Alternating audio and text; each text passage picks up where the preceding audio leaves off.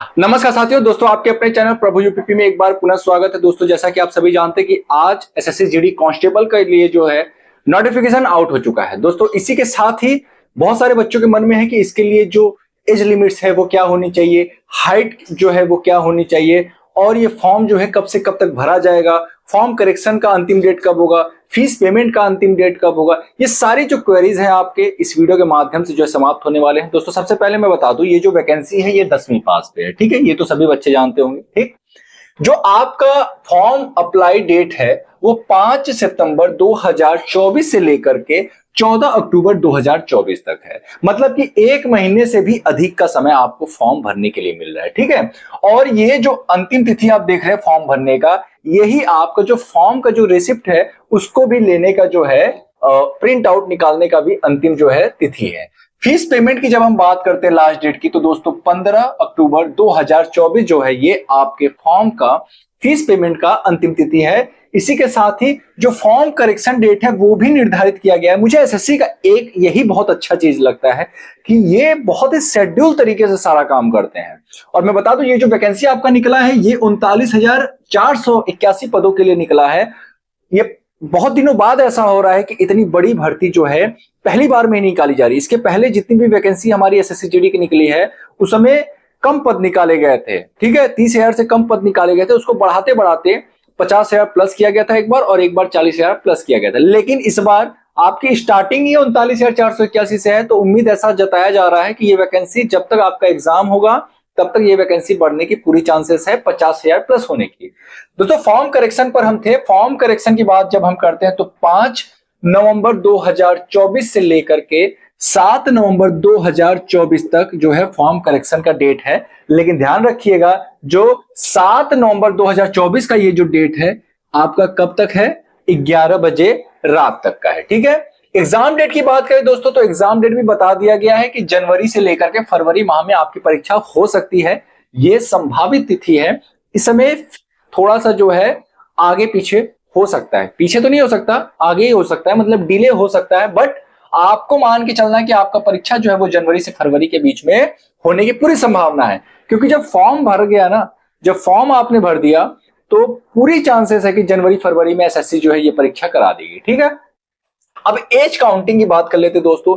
As counting को लेकर के बड़ा संशय था कि ये कब से एज काउंटिंग होगा इस फॉर्म के लिए। तो दोस्तों 1/1/2025 यानी कि 1 जनवरी 2025 से एज काउंटिंग है। आपके जितने भी सर्टिफिकेट्स होने चाहिए वो 1 जनवरी 2025 से पहले पहले कंप्लीटेड होने चाहिए, ठीक है। बात करें दोस्तों एनसीसी जो सर्टिफिकेट होल्डर्स की है, देखिए एक चीज का आप लोग ध्यान रखिएगा, जो आपको डॉक्यूमेंट्स लगाने हैं वो फॉर्म भरते समय अवश्य लगा देना है। मतलब कि जितने बच्चों ने एनसीसी किया हुआ है, ठीक है, अगर आपके पास सी सर्टिफिकेट है, बी सर्टिफिकेट है, ए सर्टिफिकेट है, कोई सा भी सर्टिफिकेट है, आपको फॉर्म भरते समय जरूर लगा देना है। अगर आपके पास सी सर्टिफिकेट है तो आपको कुल मार्क्स में जो है 5% का रिलैक्सेशन मिलता है। अगर आपको एनसीसी बी अगर आपके पास है सर्टिफिकेट तो आपको कुल मार्क्स में 3% का रिलैक्सेशन मिलता है। इसके अलावा अगर आपके पास ए सर्टिफिकेट है 2% का आपको छूट मिलता है, ठीक है। अब बात करते हैं दोस्तों एज लिमिट्स की। तो एज लिमिट्स अनरिजर्व कैटेगरी और ईडब्ल्यूएस के लिए 18 से 23 वर्ष है, मिनिमम 18 मैक्सिमम 23 वर्ष। ओबीसी के लिए 18 से 26, एससी एसटी के लिए 18 से 28, ठीक है। ओबीसी को 3 साल का एज रिलैक्सेशन प्राप्त होता है, वहीं एससी एसटी को 5 साल का एज रिलैक्सेशन प्राप्त है। ये मेल और फीमेल दोनों के लिए ही सेम है। एग्जाम पैटर्न की बात कर लेते हैं। एग्जाम पैटर्न या सिलेबस की जब हम बात करें तो जीएस से कुल 20 प्रश्न पूछे जाते हैं, हिंदी से भी कुल 20 प्रश्न पूछे जाते हैं, मैथ से भी 20 प्रश्न पूछे जाते हैं, रीजनिंग से भी 20 प्रश्न पूछे जाते हैं। कुल टोटल अगर हम बात करें तो आपके परीक्षा में 80 क्वेश्चन आते हैं। इन 80 क्वेश्चन के लिए जो नंबर निर्धारित रहता है वो है 160 नंबर। एक क्वेश्चन के लिए जो है जो नंबर है वो आपको 2 नंबर प्राप्त होते हैं, ठीक है। पिछली बार जो माइनस मार्किंग था वो 1/8 था, इस बार देखना होगा कि कितना होगा। वैसे 1/8 ही रखा जाएगा इस बार भी, उसमें चेंज नहीं किया जाएगा, ठीक है। एक चीज का ध्यान रखिएगा दोस्तों, ये जो आपको 80 क्वेश्चन करने हैं, ये जो 80 क्वेश्चन आपको करने हैं ना, इसके लिए जो टाइम है, इसके लिए जो टाइम है वो आपको मिलता है 1 घंटा। अगर मैं बात करूं क्वेश्चन के लेवल की दोस्तों, तो क्वेश्चन का लेवल बहुत हार्ड नहीं होता, इजी टू मॉडरेट ही पूछा जाता है आपकी परीक्षा में। बट ये जो टाइम है ना, ये 1 घंटा होने की वजह से परीक्षा को टफ बना देता है। 1 घंटे में आपको 80 क्वेश्चन करने हैं, यानी कि एक क्वेश्चन के लिए 1 मिनट से भी कम का समय आपको प्राप्त हो रहा है। तो ये परीक्षा जो है इसलिए थोड़ा टफ हो जाता है क्योंकि भैया इसमें स्पीड चाहिए। अब स्पीड कैसे बनेगा? प्रैक्टिस से बनेगा, ठीक है। वो सारी बातें हम बाद में करेंगे, पहले अभी हम एलिजिबिलिटी पे देख लें। अब बात आती है दोस्तों हाइट की, तो मेल कैंडिडेट के लिए जो हाइट है वो 170 सेंटीमीटर है, फीमेल कैंडिडेट के लिए 157 सेंटीमीटर, ठीक है।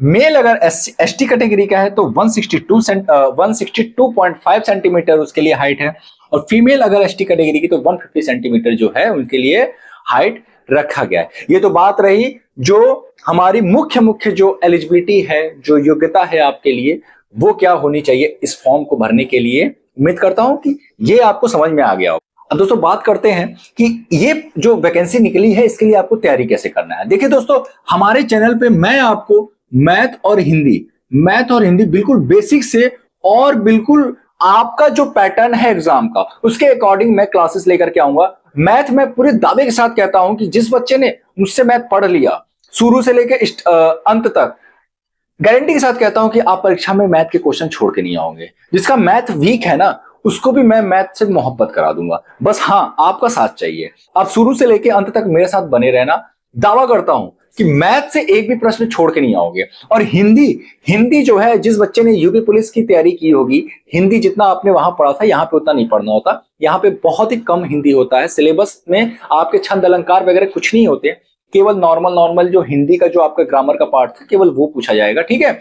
उसको आप जो है देख लेना, मैं सारा कुछ करा दूंगा, आपको टेंशन लेने की आवश्यकता नहीं है। ये 2 सब्जेक्ट बिल्कुल आप जो है मुझ पर छोड़ दें और मेरे चैनल से जुड़े रहें। आपके ये 2 सब्जेक्ट जो हैं 40 क्वेश्चन में मैं 35 प्लस कराने की गारंटी देता हूं। बस हाँ, इसके लिए जरूरी होगा कि आप कितना अधिक मेहनत करते हैं और कितना ईमानदारी के साथ मेरे साथ जुड़े होते हैं। मेरे पास डिजिटल बोर्ड नहीं है, आपको इसी बोर्ड पे पढ़ाऊंगा, लेकिन हाँ, जिसने पढ़ लिया एक बार, गारंटी के साथ कहता हूं कि आपको कंसेप्ट एक बार में समझ में आ जाएगा। बिल्कुल बेसिक तरीके से आपको बताऊंगा। जिसका मैथ वीक है उससे भी मैथ से जो है मोहब्बत हो जाएगा। लेकिन अगर आप मेरा साथ देंगे, मेरे साथ बने रहेंगे, तब दोस्तों उम्मीद करता हूं कि आप सभी जो है अभी से इस वैकेंसी की तैयारी के लिए लग जाएंगे। आने वाले दिनों में जो है जितना भी समय शेष है उसमें दम लगा करके मेहनत करेंगे, क्योंकि अब समय ज्यादा नहीं है। जनवरी से फरवरी माह में ही आपका परीक्षा होना है। आपके पास गिने चुने महीने ही रह गए हैं, जो भी 3 महीने का समय है। मान लीजिए अक्टूबर, नवंबर, दिसंबर, ठीक है। 1 महीना तो इधर फॉर्म भरने में लग जाएगा।